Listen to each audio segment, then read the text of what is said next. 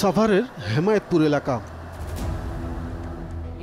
দীর্ঘ চেষ্টার পর দেখা মিলল এই ব্যক্তির, কিন্তু দেখা হতেই তিনি ঘুরে গেলেন উল্টো পথে। অডিটার ইনভেন্টরি চলতেছে, তো ইনভেন্টরি শেষ করে তারপরে আপনার ধরেন কথা বলবো। এমনি আপনি বলেন ওই যে এই কি জানি বলে গুলিয়ে প্রেশার কি অবস্থা এখন? দরজা বন্ধ করো, বন্ধ করো। এক মিনিট, আপনি বাইরে যান, বাইরে যান, পরে কথা বলেন। হ্যাঁ একটু অডিট অডিট তো চলতেছে, একটু পরে কথা বলেন। কথা না বলেই গেটটা বন্ধ করে দিলেন, লেলিয়ে দিলেন তার অধীনস্থ কর্মচারীদের, ধাক্কা দিয়ে বের করে দিলেন প্রতিবেদককে। অথচ তার কাছেই আমাদের অগণিত প্রশ্ন। চলুন এবার 5 বছর পেছনে ফিরে যাই। সেই সময় একইভাবে ক্যামেরা এড়িয়ে গিয়েছিলেন standard Asiatic well company limited SAOCL এর তৎকালীন মহাব্যবস্থাপক প্রয়াত মোহাম্মদ শাহেদ। আপনার একটা অভিযোগের ব্যাপারে একটু কথা বলতে চাচ্ছি। আপনার বিরুদ্ধে একটা অভিযোগ ছিল, এই অভিযোগের ব্যাপারে একটু কথা বলতে চাচ্ছি। বেশ কিছু অভিযোগ আছে। শাহেদ সাহেব, আপনি একটু কিছু বলবেন আমাদেরকে, মানে আপনি কিভাবে এত সম্পদ করলেন, এবং 11টা বাড়ি আছে আপনার, আর মালয়েশিয়া বাড়ি করছেন, ব্যাংকে টাকা আছে আপনার, অনেকগুলো ফিক্সড ডিপোজিট আছে, এগুলো কিভাবে আপনি করলেন? আপনি কি আমাদেরকে একটু বলবেন যে কিভাবে এত টাকার মালিক হলেন? আপনি মালয়েশিয়া বাড়ি করছেন এবং অনেক টাকা সরাইছেন, এবং গুডিন নামে একটা কোম্পানি আছে আপনার, প্লিজ একটু বলবেন। আপনি কি বলবেন? প্লিজ আপনি কিছু কথা বলবেন। জোরে চালাও। এই শাহেদের নাম জড়িয়ে ছিল কয়েক শত কোটি টাকার দুর্নীতির অভিযোগে।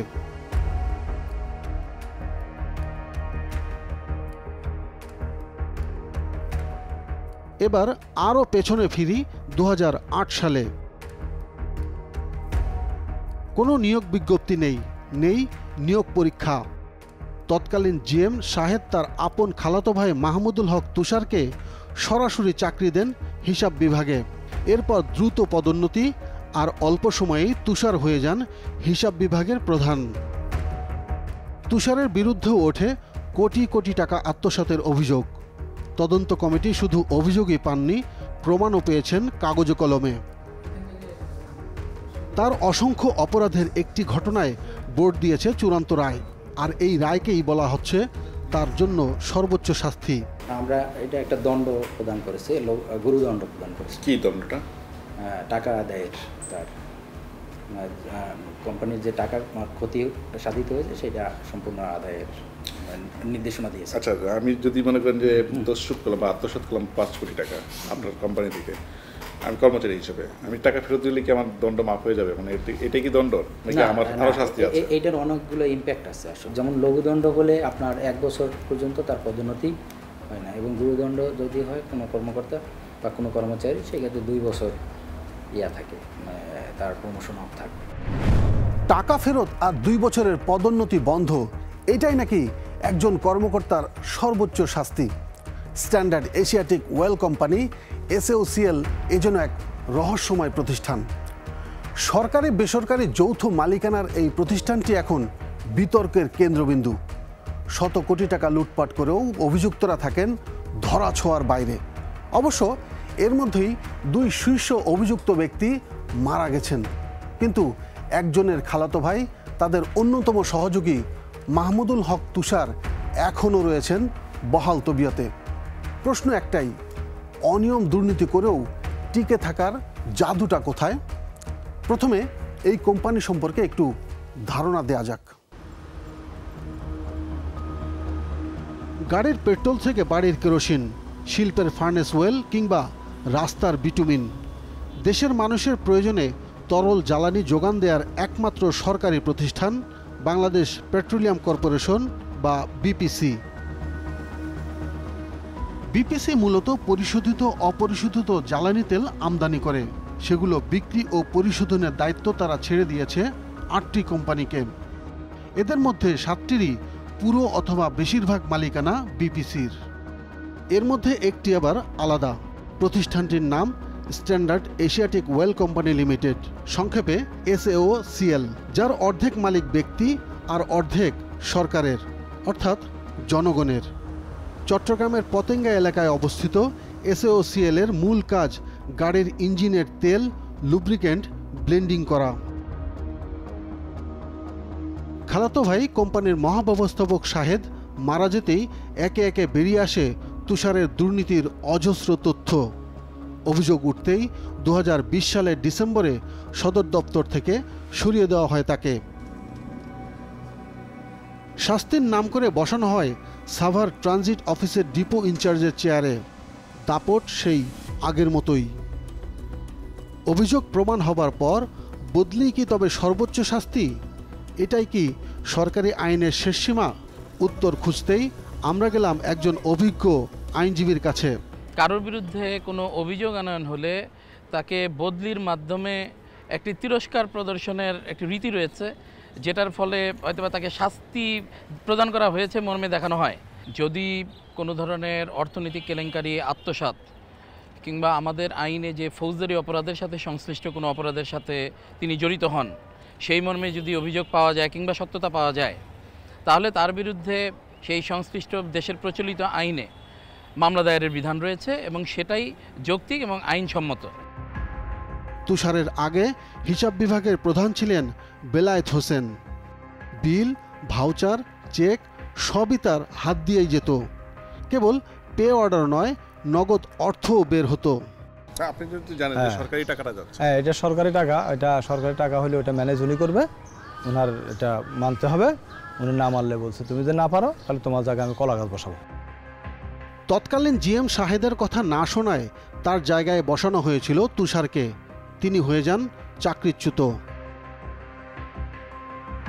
একটি সরকারি অংশীদারি প্রতিষ্ঠানে স্বজনপ্রীতির এই নিয়োগই পরবর্তী দুর্নীতির সূচনা। মূলত সরকারের কোটি কোটি টাকা সরানোর মূল সহযোগী ছিলেন মাহমুদুল হক তুষার। আমাদের অনুসন্ধানে পাওয়া যায় SAOCL এর তহবিল থেকে নগদ 2.5 কোটি টাকা গিয়েছে প্রয়াত শাহেদের ব্যক্তিগত প্রতিষ্ঠান গুডউইনের অ্যাকাউন্টে, আর 46 কোটি টাকা গিয়েছে কোম্পানির অন্যতম মালিক মাইনুদ্দিনের ব্যক্তিগত প্রতিষ্ঠান পিরামিডে। এই চেকগুলো তৈরি করতেন হিসাব বিভাগের আরেক কর্মকর্তা আতিকুর রহমান। চেকগুলো আমরা ব্যক্তির নামে লেখা হতো, যেমন যে অ্যাকাউন্টসের দায়িত্ব থাকতো এর নাম বেশিরভাগ ব্যবহার করা হতো, এবং ভিতরে লেখা হতো একটা ফার্মের নাম, একটা কোম্পানির নাম।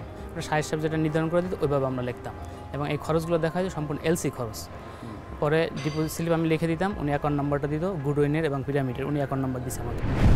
পরে তাকেও চাকরিচ্যুত করা হয়েছিল, কিন্তু উচ্চ আদালতের রায়ে দুজনই ফিরে পেয়েছেন তাদের চাকরি।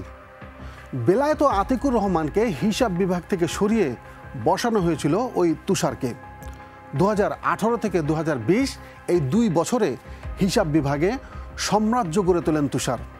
এরপর কত টাকা সরিয়েছেন 2 খালাতো ভাই মিলে হিসাবটা জানাবো, কিন্তু তার আগে নিতে চাই ছোট্ট একটা বিরতি।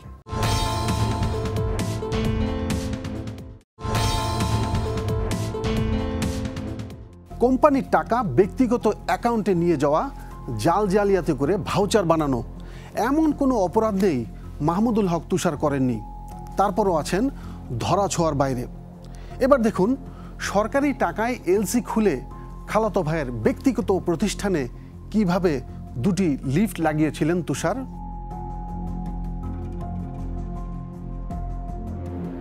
2018 সালের 27 নভেম্বর SAOCL এর হিসাব বিভাগ প্রতিষ্ঠানের জন্য 2টি লিফট কিনতে LC খুলে যমুনা ব্যাংকের আগ্রাবাদ শাখায়। লিফট দুটির ভারবহন ক্ষমতা 1000 কেজি করে। LC মূল্য 33,400 মার্কিন ডলার। প্রতি ডলার তখন 83 টাকা 95 পয়সা, মোট 28 লাখ টাকার কিছু বেশি। সরকারি অডিট টিম SAOCL এ গিয়ে লিফট দুটি খুঁজে পায়নি। আমরা জানতে পারি সরকারি টাকায় কেনা লিফট দুটি বসানো হয়েছে তুষারের আরেক খালাতো ভাই আব্দুল ওয়াহেদের শিক্ষা প্রতিষ্ঠানে।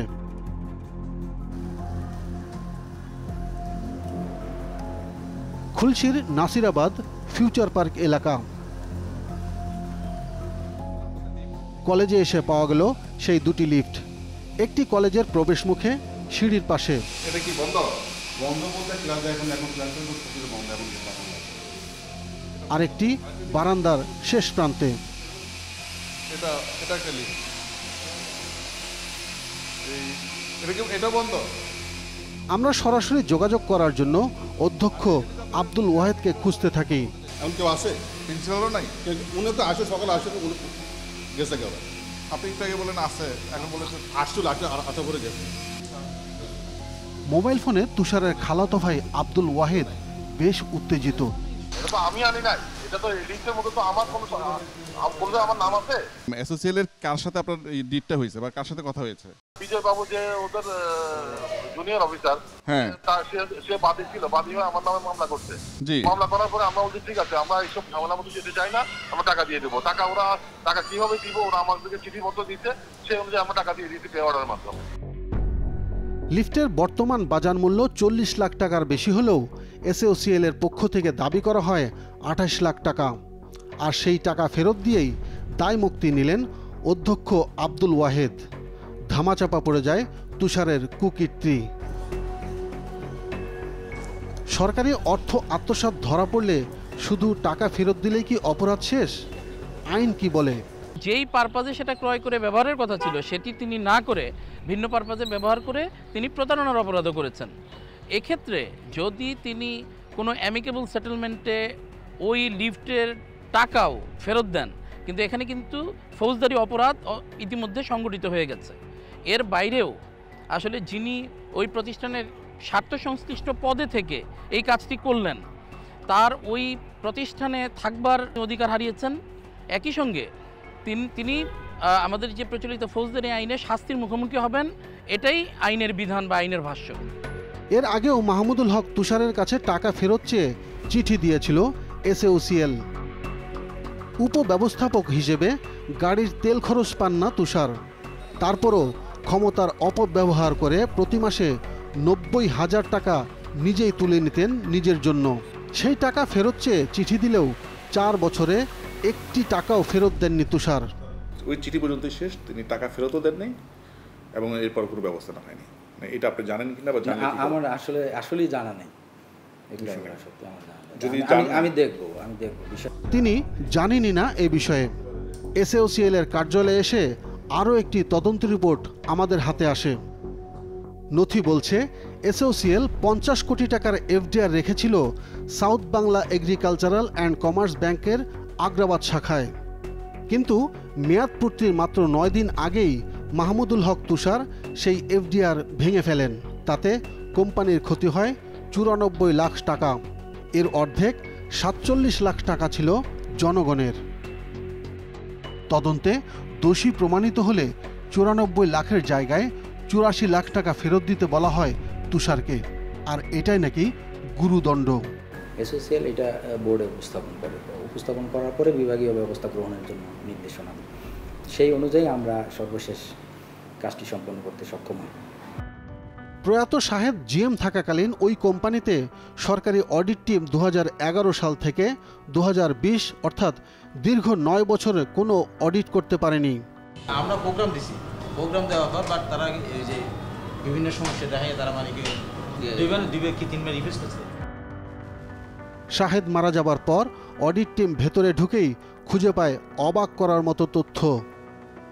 2011-12 অর্থবছরে এই কোম্পানি থেকে লুটপাট করা হয় 84 কোটি টাকা। এর পরের বছর 138 কোটি। তারপরের 8 বছরে লুটপাট হয় 472 কোটি টাকা।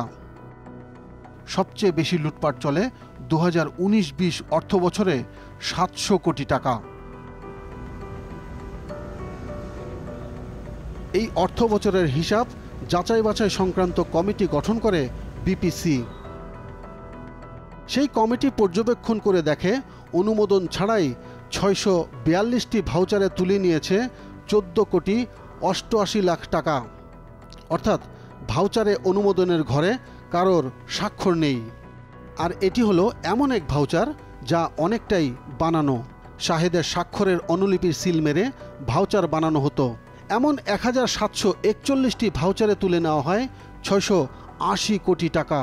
না, এটা সিলমারা স্বাক্ষরে অনুমোদন হয় কিনা এটা তখনকার ম্যানেজমেন্ট বলতে পারবে যে কেন এটাকে সে অ্যালাউ করেছে। আসলে সাধারণত আমরা যেটা দেখি সিলমারা আমার জানা নেই আসলে সিল মারার মাধ্যমে যে অনুমোদন হয় এগুলো আমি সবগুলো বিষয় খতিয়ে দেবো। আপনি যে বিষয়গুলো দিয়েছেন এখানে আমি আমাকে দেন এটা। শুধু তাই নয়, গৃহঋণ নেওয়ার যতটুকু প্রাপ্যতা ছিল তার চেয়ে 32,41,000 টাকা বেশি নিয়েছেন তুষার। ঋণের বিপরীতে জামানত দেখিয়েছেন 5 লাখ টাকার একটি ক্রেডিট কার্ড। খুলশির এই বাড়িটি মাহমুদুল হক তুষারের। ভেতরে যাওয়ার অনুমতি মিলল, তবে ক্যামেরা ছাড়া। খুলশির এই বাড়িতে পাওয়া যায়নি মাহমুদুল হক তুষারকে, তবে আমাদের দেখে উত্তেজিত হয়ে ওঠেন তার মা। আমাদের উপর দেন অভিশাপ, বললেন সহজ সরল ছেলে তুষারের পেছনে লাগার ফল ভালো হবে না। সহজ সরল সেই ছেলের জটিল কসরতের গল্প দেখাবো ছোট্ট আরেকটি বিরতির পর।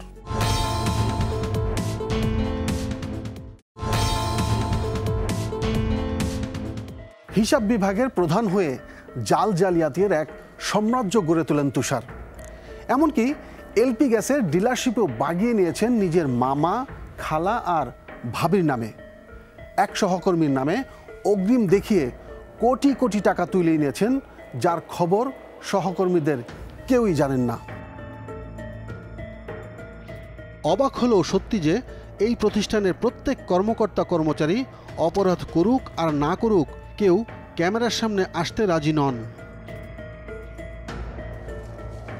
বেশ কয়েকবার সদর দপ্তর ও সাভার ট্রানজিট অফিসে গিয়ে অভিযুক্ত কিংবা ভুক্তভোগী কেউ আমাদের সাথে সরাসরি কথা বলতে রাজি হননি। সাভারের ট্রানজিট অফিসে আমরা এসেছিলাম উপব্যবস্থাপক আবু রেজা মইনুলের সাথে দেখা করতে।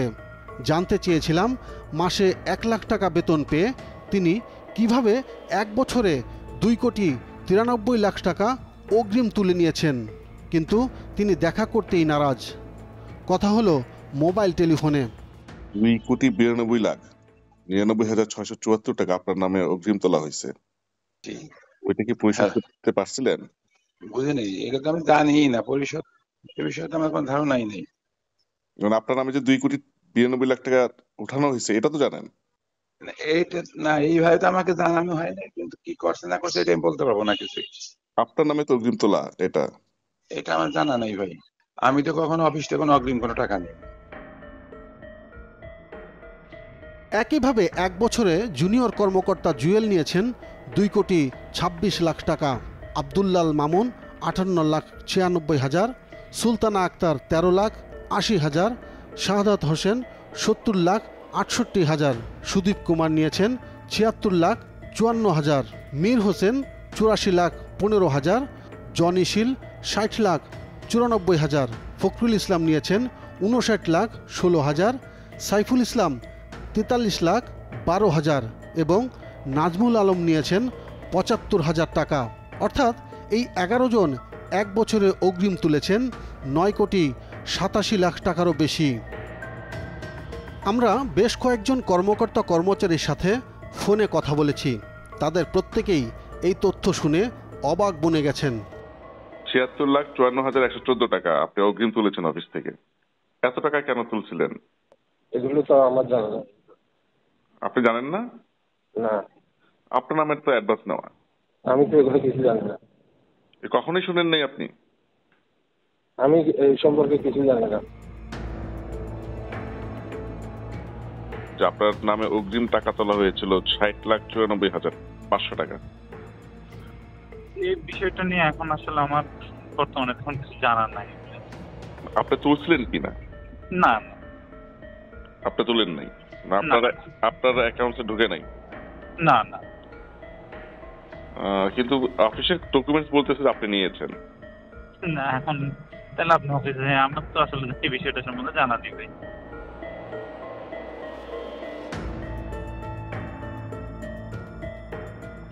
$59,16,000 টাকা অগ্রিম তুলেছেন আপনার নামে তো অগ্রিম তোলা। কিছুই জানি না।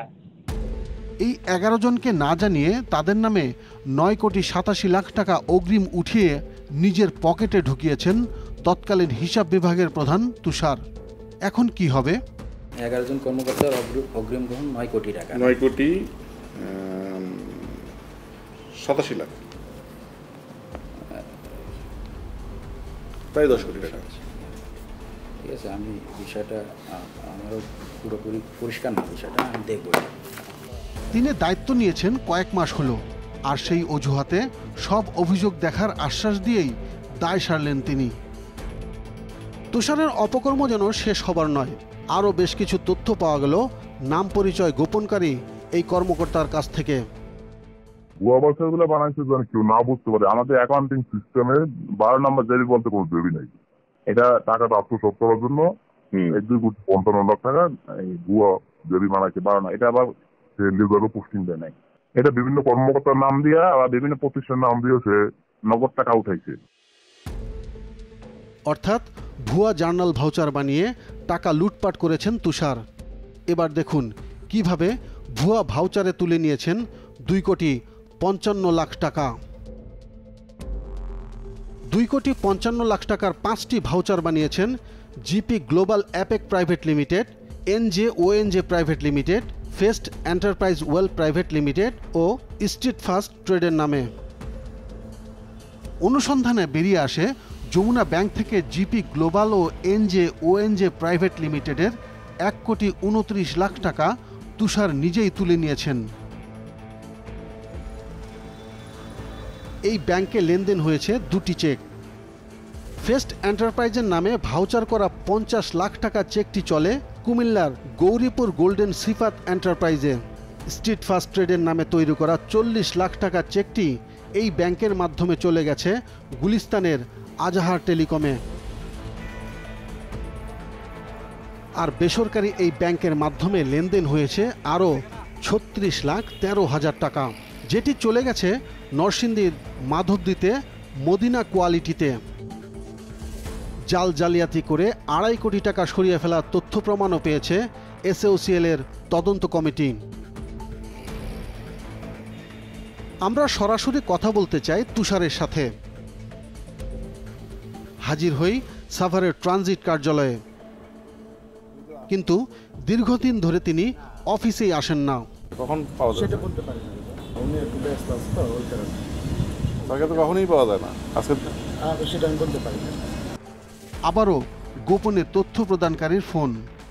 কিছু আত্মীয় স্বজন নামে এলপি গ্যাসের ডিলারশিপ নিতে, এবং তার বড় ভাই বউ আছে সালমার্টের সম্ভবত, আর তার মামা আর তুমি তার খালার নামে। 690 টাকার গ্যাস লুটপাটে তুষারের বেশ কয়েকজন আত্মীয়ের নাম চলে আসে। বিপিসি 2012 সাল থেকে ডিলার নিয়োগ বন্ধ করে দিলেও লুকোচুরি করে 2015 সালে ডিলার হিসেবে নিয়োগ দেওয়া হয় তুষারের ভাবি সালমা সুলতানাকে। গ্যাস উত্তোলন করে গাইবান্ধায় বিক্রি করার কথা থাকলেও সেখানে গিয়ে দোকানের কোনো অস্তিত্ব পাওয়া যায়নি। কাগজ ঘেঁটে দেখা যায় গত 5 বছরে তিনি 2300টি সিলিন্ডার বোতল তুলে নিয়েছেন, যার বাজার মূল্য 15,87,000 টাকা। কিন্তু তার গ্যাসগুলো আজিজ তুলে পাঠিয়ে দেন ক্রস ফিলিং সেন্টারে, যেখানে সরকারি বোতল থেকে গ্যাস ট্রান্সফার করা হয় বেসরকারি বোতলে। অর্থাৎ 690 টাকার গ্যাস বানানো হতো 1,400 টাকা। তুষারের খালা মাহে আফরোজের নামেও ডিলারশিপ আছে। সেটির অবস্থান চট্টগ্রামের সদরঘাট এলাকায়। প্রতিষ্ঠানের নাম কুকিং ফুয়েল। কেউ আছেন? একটু খোলেন তো দেখি।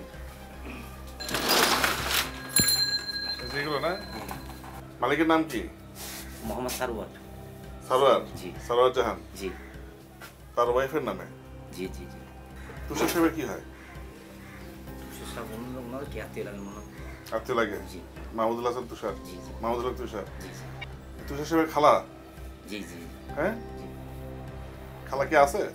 খালা তো নেই, সেটা জানি না। এই প্রতিষ্ঠানের নামে গত 5 বছরে উত্তোলন করা হয় 1,865টি সিলিন্ডার বোতল। তার গ্যাসগুলো তুলে নিতেন দিদার চৌধুরী। সরকারি এলপি গ্যাস লুটপাট শিরোনামে 400তম পর্বে যার মুখোমুখি হয়েছিলাম আমরা। 690 টাকার বেশি বিক্রি করতে পারবে না। ঠিক আছে, এটা হচ্ছে সর্বোচ্চ ভোক্তা পর্যায়ে। ভোক্তা পর্যায়ে। হ্যাঁ, ভোক্তা পর্যায়ে 690। এখন প্রেজেন্টলি মাল বিক্রি হচ্ছে প্রায় 800 টাকা। এটা তো আপনি পারেন না। আপনি আমার মাল দিচ্ছেন সারা মাসে 25টা। আপনার না আপনি সারেন্ডার করেন। হ্যাঁ সারেন্ডার করেন। আমি সারেন্ডার ভাই ভাত খাবো ইয়া করবো ভিক্ষা করবো ভাই।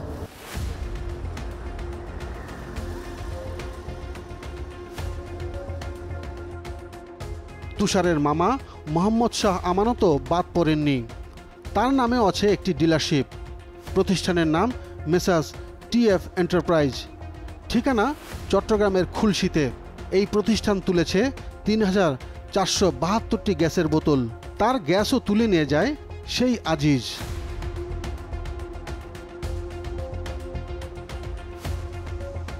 ঠিকানা অনুযায়ী খুঁজতে থাকলাম TF এন্টারপ্রাইজ।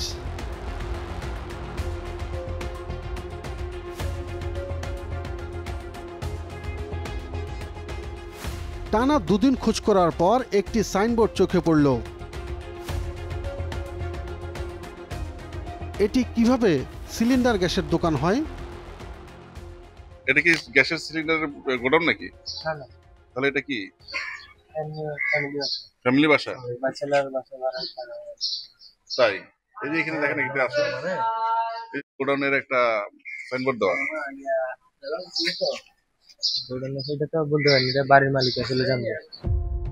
বাড়িতে শাহ আমানত নেই। আমরা কথা বলি মোবাইল টেলিফোনে। গোডাউনে যেটা দেখছেন সাইনবোর্ড ওইটাই গোডাউন। আমার দোকান ছিল ওমন কলেজের মোড়ে আর কি, বুঝছেন? আপনি বলি ফ্র্যাঙ্কলি বলি আপনাকে, ওইটা এখন ওই দিন এখন আর ব্যবসা বাণিজ্য নাই, আর দোকানটা রাখতে পারি নাই, বুঝছেন? বাড়ির মধ্যে একটা, এখানে তো বাড়ি সবাই তো থাকে এখানে। না এটা গোডাউন, ওই ওনারা আসি এই সময় আমাকে দিছে, লাইসেন্স দিছে আর কি। 25 টাকা করে পাইছেন, সেই মাল আপনি কোথায় রাখতেন?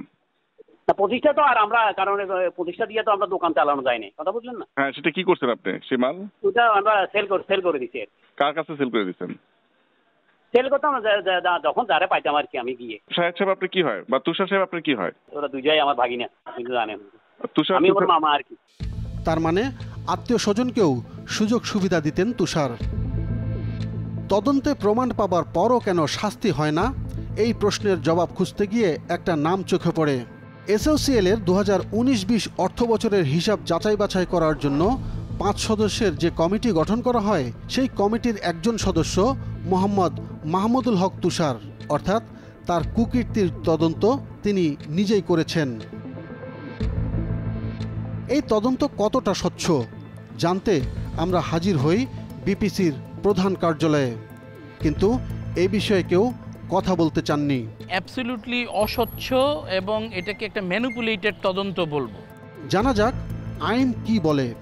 এখানে যেহেতু হিসাব বিভাগের প্রধানের একটি বড় দায়িত্ব রয়ে গেছে এবং এই অভিযোগের সাথে তার সংশ্লিষ্টতার সুযোগ রয়ে গেছে, এই কারণে কিন্তু তারা দায়সেরা একটি রিপোর্ট দেবেন এবং কারোর বিরুদ্ধে কোনো অভিযোগ সুনির্দিষ্টভাবে দেখাবেন না, এটাই স্বাভাবিক।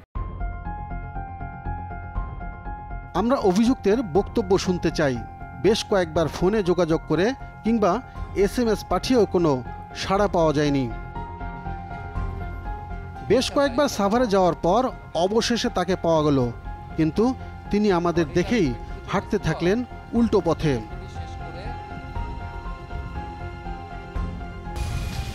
এমনি আপনি বলেন ওই যে এই কি জানি বলে ইয়ার গুলির প্রেশার কি অবস্থা এখন?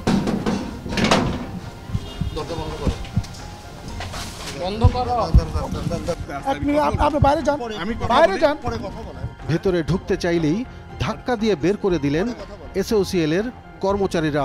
আপনি একটু বাইরে যান। তুষার ভাই একটু বাইরে যান। কথা বলা নিষেধ। আপনি বাইরে থেকে, আমি তো আপনাকে ডাকছি, আপনি এইভাবে তো আমাকে এই করতে পারলেন না। আপনি একটু বাইরে যান না।